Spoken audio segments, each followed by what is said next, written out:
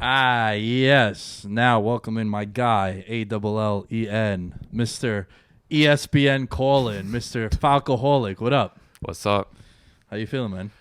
I hate fantasy football. Uh-oh. Talk to me. What happened? I posted this on Monday night, so I was up 124 to 100 going into Monday night.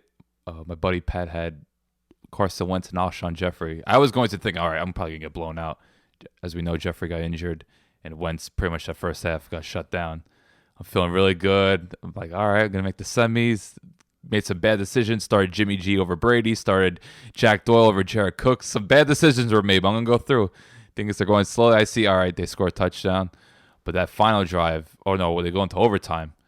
And I think it's like I'm up to 124, 116. I just see Wentz starting to throw. And then they're in the red zone. I'm like, just give it to Boston Scott. Just give it to Boston Scott.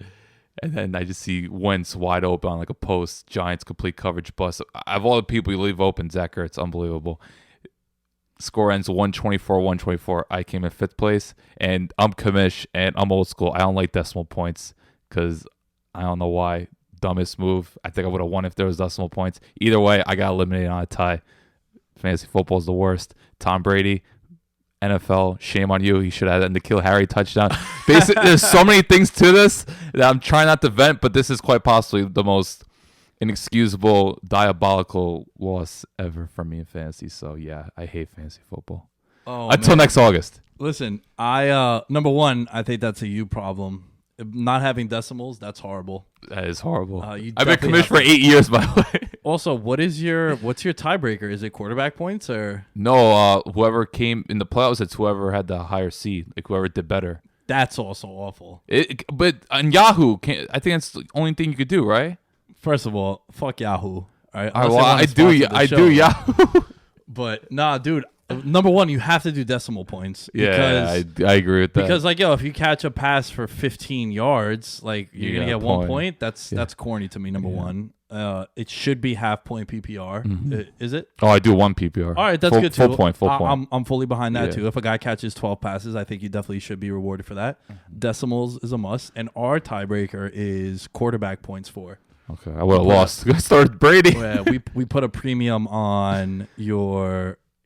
Just like in real football, quarterback is the most important position. So there is that. Well, I'm still blaming David Gettleman and his awful management of defense over everything else because I just like blaming It's very fitting that the Giants would kind of play a part in this just because I've been so critical of David Gettleman for the last 18 months. But what are you going to do? That's my rant. Just fantasy football. It's a cruel world. I was so devastated on Thursday when we recorded. Last time we recorded because Dak Prescott put up I was playing Ralph, and Dak Prescott ended up with 18 fantasy points when he shouldn't have had more than over 9. 300 yards, all right? Passing. Yeah, and he scored garbage touchdowns, but then threw that floater to Cooper. Yeah, then again, I benefited from Deshaun Watson garbage time, so it's a fantasy football in a nutshell. Plus, I remember you had Maher too, who is not in play at the moment. Let me ask you, let's do Garrett Cole, right? Just signed for $320+ million, baseball pitcher. Biggest free agent contract to a baseball pitcher ever. Obviously, he's the number one pitcher on the market. He just, they broke the bank to the Yankees. My question to you is, what would you do with $325 million right now? Not sports, just like in life. Buy property in Los Angeles, buy property in England, Italy, and Croatia, and then just spend my time in those different cities and just enjoy life. You wouldn't work no more? No, why? I would do like a podcast for fun. Maybe go DJ in a couple places, but that's about it. That'd be like the dream. It'd be fun, just the DJ here and there. But and then do a podcast. Maybe do like a soccer podcast, do like a life podcast. Just relax. That's all I could think of when I think about that. But I would definitely travel as much as possible. But I would want to buy property in places that I've always enjoyed. Well, love Los Angeles, love Croatia. Being from there, England's always fascinated with the soccer culture, and I hear great things about Italy. So those the main four. Maybe Australia too, because I have family ties there. So it'd just be traveling and buying property. That'd be the main emphasis. Wow, so you're definitely way more mature than I am, and your head's on straight because I'm going straight to Vegas. Oh well, and I'm not a Vegas guy, so I'm making it my goal to drop $5 million. Just It's gonna be you and Dana White together. You're here to Dana White gambling stories. Just to be a legend, good and bad, like just to make headlines and shit. Be like, yo, some random ass kid showed up and just dude, you balling. just made $325 million. Why do you care about headlines? I would not if I had that money. Like, forget social media, man. Like, because I'm an Instagram thought. That's why. oh, okay. You just say it out there. But yo, I would. I'm not even kidding. I would fly all my close friends with me. Definitely get a private jet. Yeah, we gotta do. You gotta be charitable with money. Yeah. You just got plenty. I noticed how you said we because I would include you in that. Thank also. you. Hit the craps tables and just like do the most reckless dumb shit ever. 5 million. Yeah. Probably give my friends all like 15, 20,000 to just blow. Also, like, yo, Right. don't worry about this one. Yeah, And just make a. just don't die. Yeah, just don't die. Yeah. And don't go to the back rooms of the strip clubs. Though they are Right. tempting. Don't go. Oh. You never been to Vegas? Never been to Vegas. I've been to I go for Vegas. like a big fight, but I'm not a gambler, so that's why like I don't have much of an incentive to go. I'll go for the atmosphere for like a big fight, like I don't know, clubs. My friend Frankie, you know Frankie, Yeah. he doesn't gamble. He plays craps. All right. That's probably the best thing about him when we go to Vegas. Well, my favorite thing about him because that kid gets hot and just like runs wild. Like, dude, every time we play craps, we always go with a big group. You know, the group of guys, and we reserve a craps table because we tell the pit bosses that like, hey, look, can we get at the craps table between 10 to 11? And we'll have about 10 to 15 players playing because you can't do it if it's just me and you. You got to do it with a big group. And yo, we've played about 3-4 times with Frankie. That kid gets hot, and we all like win. I kissed him on the forehead one time. That's how much money he won us. So, yeah, definitely would go to Vegas. Definitely would spend an insane amount of money. Private jet life, all that fun stuff. Cabanas, the whole nine. Yeah, as many luxurious things as possible. That's it. Like some people say, oh, I would go like skiing. No, I'm going most like luxurious, hottest places imaginable and just enjoying the weather. Like I don't need this. You know, the Bellagio has this button where it's the waterfall in Vegas. It's outside of Caesars, and it's the Bellagio water. And apparently, there's a restaurant room where I think the minimum is $10K to like eat dinner there. And if you press that button, it costs $25,000 per press for the water to go up. Wow. I'd be over there just pressing the shit out of that. I would spend a good week at like every steakhouse imaginable. Like I would go to so many steakhouses. Yeah, yo, Gordon Ramsay's a really good time. We went there. They put on like a show too. It's very that's nice. the legend right there, man. Yeah. Oh man, notice how I haven't said anything else but Vegas. Oh man, I'm gonna be in Come on. trouble. You like Europe? Like, come on. You want to go to like Spain? Like, yeah, Spain would be up there. I don't know if I buy property there because I don't hear. Dude, Tommy's not doing great, but Barcelona, like, come on. I would go and do the whole. I would go to every single sporting event in the world in every game. Like I'd go to every single. That would be my life. I do podcasts and just that. Like I'd go to Classico. I'll go to the Man City Derby. I'll go to a random ass game in Colombia. Might stay there. That's what I'm doing. I'm going straight to Colombia. You know. Talk about like rivalries, the Der Classico with Bayern and Dortmund. Like if you go to Dortmund, those fans are crazy. Yeah, but North London too, but Tottenham against Arsenal is always a good battle. Guys, let us know. Tweet at us at Veterans Minimum. What would you guys do if you got a contract like Garrett Cole, which is also all guaranteed, which is the wildest part. Being a pitcher, if you're really good, man, just do it. Yeah, that's it. I mean, think about it, dude. Jeff Samardzija has made like over $120 million in career earnings, and he's like he was the Notre Dame receiver, right? He was with Calvin Johnson. Yeah. Wow. He was the number 2 wide receiver in that class. He was good, man. Okay. He was really good. But he's like, yo, I throw like 94, 95, and I'm gonna go and just. He's still in Major League Baseball. Okay. As opposed to he maybe be in the league right now. Yeah, my wife. One last thing. Do you think, because we're trying to connect baseball, football, do you think Kyler made the right decision? I guess time will tell, but looking back on, did you agree with Kyler Murray? Oh, yeah. Yeah, okay. Because I think it's very subjective to the position you play. Mm-hmm. Kyler Murray isn't a wide receiver. He's not a running back where you might be out the league in 3-4 years.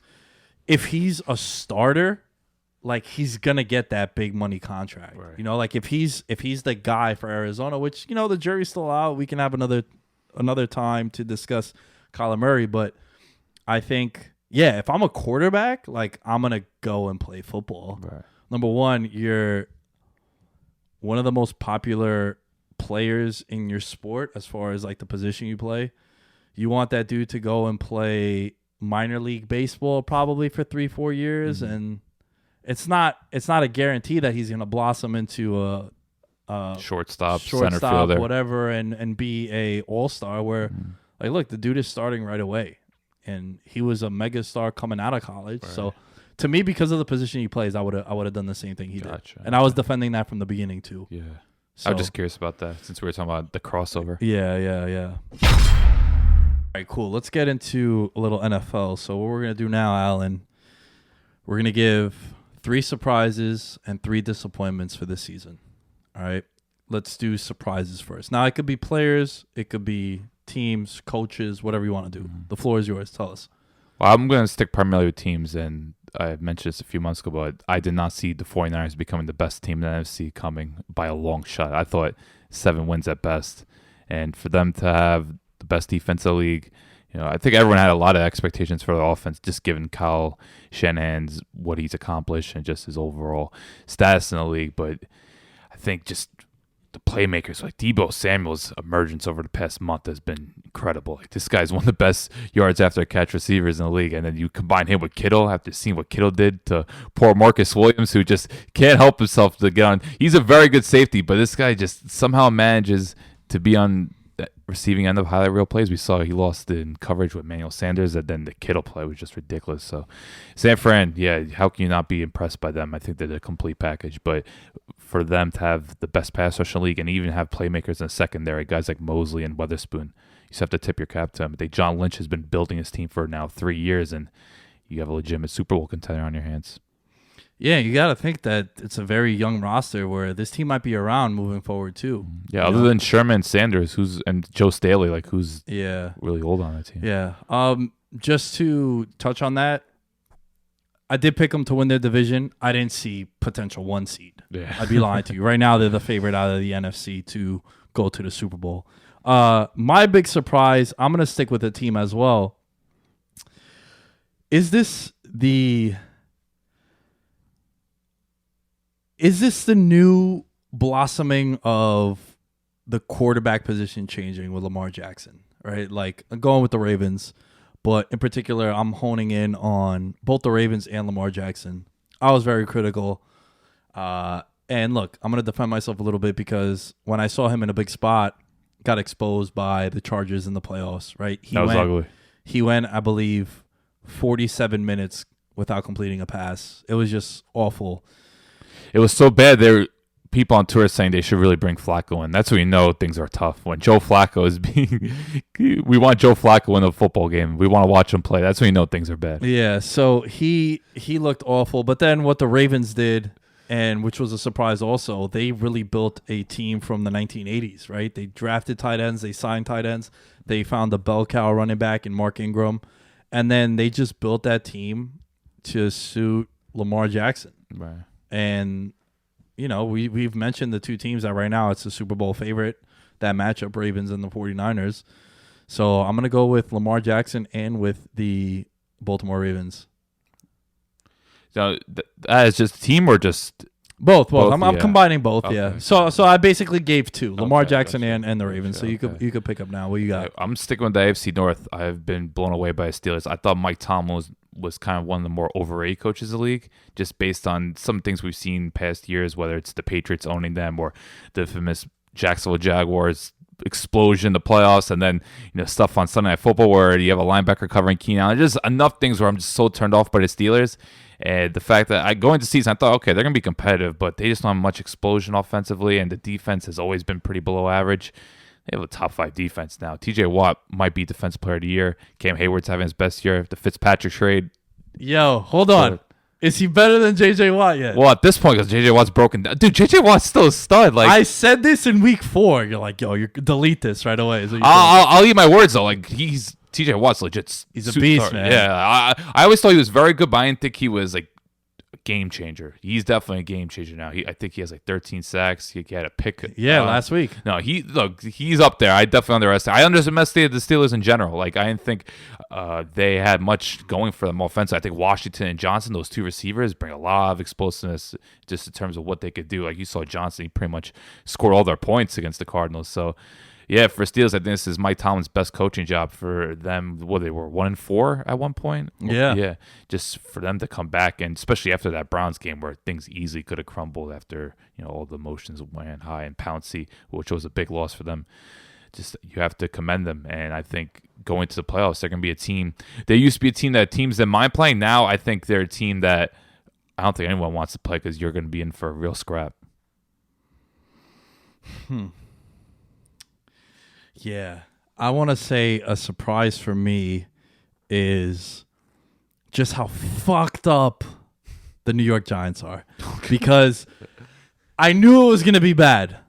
And I didn't know it would be this bad. 9-game losing streak. Fire everyone but Saquon Barkley and like Daniel Jones. Keep Evan Ingram. He's hurt now too all the time. I'm a big fan of him. Love Darius Slayton. Oh yeah, that's my a nice God. surprise, dude. Leads the league in touchdowns for a rookie wide receiver. He roasted Darby on Monday night. Isn't saying much, but yeah, still very impressive. Long list of receivers. Yeah. But you know what? Like he's one of the better finds that they've had late in the draft. The Giants in 2007 were the first team in NFL history to have all 7 of their draft picks play in the Super Bowl. Wow. It was Kevin Boss. It was Ahmad Bradshaw. It was Jay Alford, the defensive tackle. I forgot about Kevin Boss. Yeah, dude. My high school sweetheart loved Kevin Boss. She was even saying like, "Oh, he's better than Tony Gonzalez." I'm like, all right, well, I don't know if this relationship could go. Yeah, that's a little crazy. I love me some Kevin Boss also, but that was a little crazy. But man, it's just bad. Like I'm watching Monday Night Football and Leonard Williams is like, yeah, I see myself getting paid like Aaron Donald, and I'm like, oh my God, if they pay this guy. As a Gettleman guy. Shaq Thompson just re-signed with the... Yeah, I think he's a good linebacker. No, I know, but like Gettleman would have made him like CJ Mosley 2.0. Oh, my God. Oh, he's a Panther guy. He's one of mine. Jeez. But yeah, I did not expect the Giants to be this bad. Like, they're unwatchable again. Like Barkley's hurt still. That second half was a nightmare. Yeah, they put up 34, 35 yards on of like total 20 offense. Plays. Yeah, it was bad. So it really surprised me just how bad the Giants have been, just like top to bottom across the board. But did you really have high expectations going into the year? I had them at 7-9. Okay. And the reason why is because they were 1-9 in one possession games last year, and that's one of my big things. It's like even if that, they went 5-11, so even if they go 4-4 in one score games, you're looking at like a 7 to 8 win team, and the schedule wasn't bad. Like this was one of the more favorable schedules for the Giants, and also like they didn't have that murderer's row where they get gangbanged by so many different teams in a row, right? Like you played like a cupcake schedule. Right. It's just that you're also a cupcake too. Yeah. All right, give me your last surprise. Gotta go Buffalo Bills. I thought at most they were a 6-win team, but that offense, they make it timely plays. I think Singletary's been a good find. We talked about Brown and Beasley, but now you see like even Dawson Knox. I know he had a big drop. I think he's someone that is starting to make some plays. So I'm still skeptical of Josh Allen, but I think what they've built there in Buffalo, just that offense is good enough. But that defense, they have one of the more deeper rotations on the defensive line. So between that and then their secondary is full of playmakers led by Tre'Davious White. And I've always been a big fan of Micah Hyde. I think he's one of the more versatile players. So they're doing a lot of good things at Buffalo. Like I said a few weeks ago, I think on the Thanksgiving pod, like they're a year ahead of where I think they expect themselves to be. So if just Josh Allen could keep developing, I think they could be someone that, or just a team that could win like 11 games in the future. But the fact that they're in this position now, and they're another team similar to Pittsburgh, fitting that they're both playing each other this week. There's another team like you're in a scrap when you play them. You're not blowing them out unless Josh Allen completely capitulates. They're gonna be in every game, and they're gonna be a team that is it's gonna be a scrap. That's it. And I think Baltimore realized that. Lamar Jackson arguably had his worst game of the year against them. So they're another team you have to commend. Sean McDermott. I think he's kind of an example where, and you could give credit to Mike Vrabel as well. It shows where even though all these teams want to have offensive-minded coaches, there's still coordinators or defensive-minded coaches that could be successful. So I think Vrabel and McDermott are prime examples of guys that, hey, we don't need an offensive-minded guy. We need the right guys, and those two are the right guys, clearly. Yeah, but my take on that division was I thought either the Jets or the Bills would be the wild card team. And I thought that the winner of that game in week 1, and I know like you can't lose your season in week 1, but I thought that was going to set the tone. Think about it. CJ Mosley gets hurt, and then a couple weeks later, Darnold gets sick. finally kisses some girls, and then it turns out that your whole season spirals out of control. It was like a few days later because he missed that week 2 Cleveland game. Yeah, the Monday night game he missed. Yeah, that's right. All right, last surprise for me is, and I know this would have been a little bit stronger if we did this about a month ago, but I've been impressed with Dak Prescott. For him to be a quarterback that can play like a top 10 guy, like I feel like, and I know I'm going to go into the NBA a little bit, like, yo, if you can't make all NBA, I don't think I should pay you $35 million a year. Like, I'm cool with you, like, going to a different team. That's what the Redskins did with Kirk Cousins. Right. They're regretting that, though, because, like, Kirk, they had Kirk in-house, and Kirk is definitely a guy who, you know, he's another guy who was overrated, and now I feel like he's properly rated to some extent, maybe even underrated. I don't think he's underrated. I think he's right where he's at. Right where he's at. We'll see what happens in January. I still think. I think from the Redskins standpoint, they just completely mishandled the situation, especially from a PR standpoint. Like they just looked awful in that whole situation. Even though they have way more bigger issues on their hands. Look at the whole Trent Williams case. Yeah, I mean, that's just one of the many issues that's over there in the DC area. But also going back with Dak, like, yo, I think Dak now, like. In the beginning, I thought it'd be crazy for him to make $35 million, and now like I could see it because also like what's out there. I just can't wait to see him with a coaching staff. I've been saying this for like 3 years now. Yeah, I thought we were slowly progressing. I still don't know much. I don't know if Kellen Moore is gonna stay because the Cowboys gonna completely overhaul everything. But no, he's definitely delivered this year. I thought especially that Vikings Sunday night game, he looked like a superstar out there. Just last few weeks has been rough, but it's. Look, he's on a team that's in complete free fall. What else can you say? Disappointments. I'm going to lead this one off. I think the Patriots are a disappointment. And I know it's crazy to say for a team that's 10-3, but I do think that offensively, they're kind of unwatchable. No, they're unwatchable. Yeah, I was trying to be nice. And I also don't want this to be replayed back when they win another Super Bowl in a couple of weeks. But I do think that the offense is basically Julian Edelman, and that's it. Maybe James White could get involved, but but he's a guy who gets scripted out of games so easily. Like if they play with a lead, like they will this week, they're playing the Bengals. They're a 10-point favorite on the road. Mm-hmm. But I also think that like I wouldn't be surprised if you have James White in your flex this weekend and he gives you 2 points just because it's not a game set up for James White. Like James White, when it's shootouts, when it's the Texans and the Ravens of the world, that's when you want him. But it's another issue is when you have a team in Kansas City with attack-minded defense coordinator like Steve Spagnuolo is just constantly blitzing. You need your running back to pick up blitzes, so you basically become a non-factor. Because White was a non-factor against the Chiefs. They need him to block. So that's another thing that you kind of realize, all right, that's why James White isn't as valuable anymore. Because at this point, teams are just going to be blitzing because you could trust your corners against these receivers, and Brady could get rattled at this point. He's 42. Can't move the same. Yeah, and I just think that, man, they struggle to draft wide receivers. It's been a position that's been the biggest hole for this team. Now, look, Harry's still young, and I'm not going to say, oh, this kid's going to be a bust. Mm-hmm. But, we might be having a different conversation if they rule out a touchdown as opposed to, which it was. Or if they draft A.J. Brown or Terry McLaurin. Those are two guys right there looking like studs. Yeah. A.J. Brown has completely changed the dynamic of that Titans offense. We're going to talk about the Titans later, but that's just a guy right there they could draft. Imagine him, a big vertical threat. Yeah, definitely something that they're lacking. But between like losing Gronk and he's a big part of their offense. Yeah, not having a tight end has been a major problem for him. I think we underestimated that. Like, I don't know. They would always show those graphics about Gronk when like he was in the red zone and when Brady wouldn't have him in the red zone, how like significant his splits were with and without Gronk. And it was something where like he was like Andy Dalton when Gronk wasn't in there when he was obviously like the greatest quarterback of all time. But I think that they're going to have to, this is literally Peyton Manning's last year in Denver.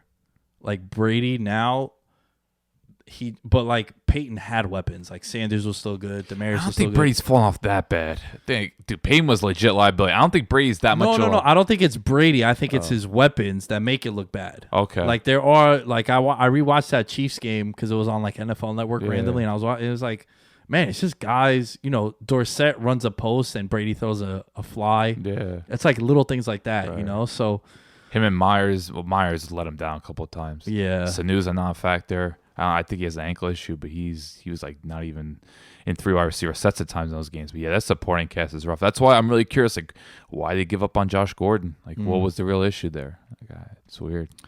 Give me a disappointment. It's got to be the Philadelphia Eagles. Yeah, I had one of those too, so we can maybe talk about this. Has to be. That was like we both had them Super Bowls. Dude, so. I had them number 1 seed in the NFC. I thought, yo, do you really think? And this is, I don't know if this is fair to say because, and I'm sorry, I'm stealing your thunder, but because I had the Eagles down also. Yo, they're very fucking slow. Like they are really slow. They're playing with offense. 2 receivers. No, I know, but like even like Alshon was never like a 4-3 guy, Right. and I think they really missed Deshaun Jackson. And I don't know if it's fair to say that because he did only play 1 game against They Washington. do. But like, yo, they have no speed. How do they not go after AB?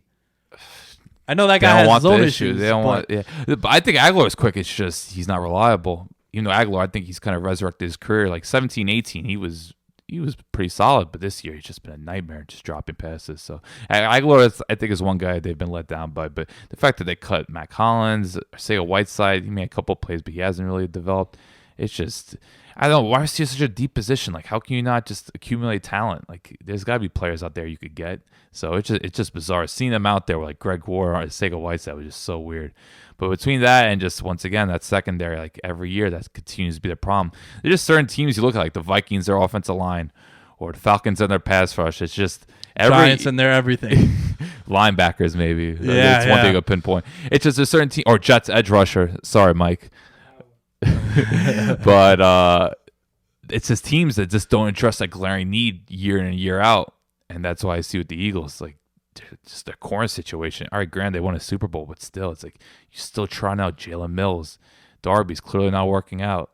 It's just, it's very frustrating. I thought the Eagles, they're going to be set this year. And I know they lost a couple of players. You know, Malik Jackson was a big loss, but I just expect this team, like, especially given Dallas State, like they should have clinched the division by now or be 1 game away. Instead, they're just fighting for their lives. Yeah, that game, that's going to be a monster game if both of these teams continue to win. Like, yo, 8-8 might Well, they got the Redskins this week. So, yeah. Well, and Dallas has The at Rams. home against the Rams. Yeah. That's going to be interesting. But yeah, just to add to that too, because I also had the Eagles' disappointment. I think Carson Wentz, like, I think again, like with Brady and Wentz, I think it's the weapons around him. Like, look, I know Zach Ertz is a premier tight end, but it's still. He's looked iffy though. Yeah, he hasn't been the same, and it's just that. Overthrows a lot of his receivers. I mean, checkdowns to like Miles Sanders. The one against Miami was like, it was against Seattle. the Seahawks. Yeah. It was like, yo, that was a walk-in touchdown. 3rd for and Miles. 9. Yeah. So I think Carson Wentz, a lot of it is, I think it's the weapons around him more than anything. Because when I see Carson Wentz, I'm like, yo, that dude's up there as far as like talent. He's a stud. Yeah, he's a real deal. I mean, like up to week 8, PFF, and I know PFF sometimes can be a little crazy. Shout out to our guy Taryn, but I need to know why Fred Warner is like the 66th ranked linebacker. This guy just makes plays every week. I want to know why he's 66th ranked. Week 9 last year, this is where PFF kind of soured on me. They had James White as the number 1 running back in football. Oh yeah, that was one take. That was the craziest when Aaron Rodgers got like almost a negative grade for that 5 touchdown performance against the Chiefs Sunday night, and then it's like, his touchdowns weren't really that impressive. We're not grading him that high. I'm like, oh okay. Yeah, it gets a little too like analytical for me. But all right, so we both agreed with the Eagles. I'll give you another one that's been a disappointment. The Chargers of Los Angeles. That was mine. Yeah. Did we share notes? Not right. We didn't share notes. No, but it's good that it's organic, and also it's like, I know we had high expectations for these teams. Exactly. Yeah, couldn't agree with you more. Like but, they have to be up there for a lot of people. They're so talented, dude. The Chargers. If you guys are ever gonna trust me on this idea of 1 possession games, look at the Chargers in 2018. Look at the Chargers in 2019. but also they're cursed though. Like we know they're cursed. Right, but 6-1 in 1-score games last year. They go 12-4, top seed in their conference. Unfortunately, they go on the wild card because they had Kansas City and they lost the tiebreaker. And this year, they're like 2-8 in one-score games. All their games are 1 score. Chargers football. And the Chargers are, I feel like they're a team that you should always have a monitor on because it's always going to be some wild fuckery at the end of it. Like the way they're going to lose or the way they're going to blow a game. And it's like, Again, out to LA we go, where Rivers is driving down 4. It's like intercepted. It's like, well, that's the story of 4-yard bomb to Mike Williams. They're in the driver's seat. Yeah. 3 plays later, Rivers, what are you doing? Yeah, or he just like gets sacked. Oh on, like, yeah, 3 because straight plays. that offensive line. That's another team like Chargers not addressing glaring needs. Your O line's been bad for years. Like, come on. Now, granted, they've drafted a lot, but it's like, why not invest? Why not sign like a premier guard or even? I know they invested in Okung, but Okung is not exactly someone that's a stud. So it's just once again not addressing that glaring need, and I think Rivers, they should probably move on from him. Yeah, I think it's time. Yeah, I would like to see Cam go there. That's what everyone's saying. Why not? Why not? Like LA market, you know, they always him and wanna Mike have Williams. Oh my God, Keenan too. Yeah. And Hunter Henry. I think Hunter Henry's one of the top tight ends. I think Austin Eckler is going to be a guy who's going to be going first round in fantasy leagues next year. He probably won a lot of people league games last week. Dude, on DraftKings, he was on the Millie Maker team. Yeah. Last week, he just went off. He's such a threat, man. You get him on screens, like he might be one of the best, pass. Well, we know he's one of the best pass catcher running backs in general, but just on screens, he just picks up 8 yards like nothing. Give me one more. Gotta be Cleveland Browns. I had high hopes. Not a disappointment for me. Literally spot on. You've already cast your under bet. If you listen to me on that one, don't buy the hype on Cleveland. Just way too many. Like, I've seen this shit over and over again. They shouldn't have been the 4th highest. They were the most wagered team in the AFC. They were the 4th favorite in the AFC. The head coach is trash. Baker was getting all this buzz. I felt like his numbers were inflated because they played the Bengals, 7 touchdowns, no interceptions. Oh, they were inflated. Yeah, and they were the Eagles' dream team from many years back, and it's just I've just seen that shit over and over again. It's just you thought even though Kareem Hunt didn't come until November, and he's actually had a good season with them. Like since he come in, he's made a big impact. Although I think Freddie Kitchens a little too reliant on him, but just the fact that Odell is banged up, playing with a sports hernia, he hasn't got going. Landry's kind of iffy. It's just, and then the offensive line, they've completely misevaluated that. Like you have all these studs on the outside, just so many playmakers, but your offensive line can't hold it together for 2.5 seconds. So that's an issue. Defense, I think, has been pretty good for most part. So it's just, I don't know. I saw with the Browns last year, innovative play caller. It's just the fact that they're not averaging 27, 30 points a game and they're not going to playoffs is very disappointing because they just have so much fun talent. And the whole Myles Garrett situation, I thought he was a dark horse for a defensive player a year going into season. That didn't really pan out. And I thought that defensive line would be a little more dominant. Vernon, Sean Richardson, they haven't quite had the impact that I thought they would. So I look at the roster. I got really excited. I thought they would win 10, 11 games. Instead, they're the Cleveland Browns.